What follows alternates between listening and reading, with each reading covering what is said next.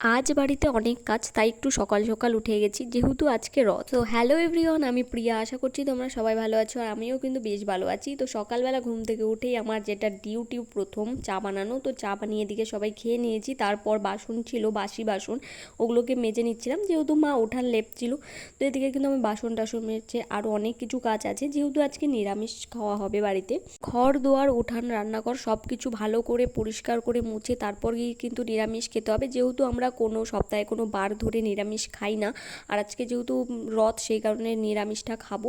সেই কারণেই দেখো আজকে কাজের চাপটা একটু বেশিই পড়ে গেছে, যেহেতু যারা নিরামিষ খায় না তারাই বুঝবে এই ব্যাপারটা, আর যারা নিরামিষ খায় তাদের কোনো প্রবলেমই হয় না আমি মনে করি। যারা নিরামিষ খায় তাদের কোনো প্রবলেম হয় না। এই কথাটা বললাম কেন বলো তো, মানে তাদের নিরামিষের বাসন থেকে শুরু করে সব মশলাপাতি থাকে, আর আমরা যেহেতু নিরামিষ খাই না সেই কারণে আমাদের সব কিছু নতুন বের করতে হয়, দোকান থেকে কিনে এনে রান্নাবান্না করতে হয়।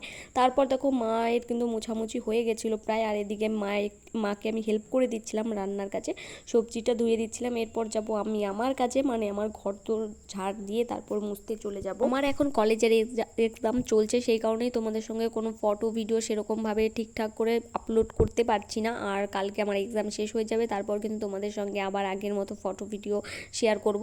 তারপর দেখো এদিকে কিন্তু আমি মেথি ভিজিয়ে রেখেছিলাম কাল রাতে, সেটাকেই পেস্ট করতে নিয়ে চলে এসেছি। এটা কিন্তু আমি মাথায় ইউজ করে তারপর কিন্তু ঘর মুছবো। আমি সপ্তাহে একদিন মেথির এয়ার প্যাকটা দিই আর দুদিন কিন্তু তেল দিয়ে শ্যাম্পু করে নিই। তো আজকে দেখো মেথির সঙ্গে দই অ্যাড করেছিলাম, এটা ভালোই রেজাল্ট আসে। তো তারপর চলে গেছিলাম ঘর মুছতে। আর আজকে যেহেতু বৃহস্পতিবারও পড়েছে সেই কারণে কাজের চাপটা আরও বেশি পড়ে গেছে। তো স্নান ধান করে কিন্তু পুজো দিতে হবে।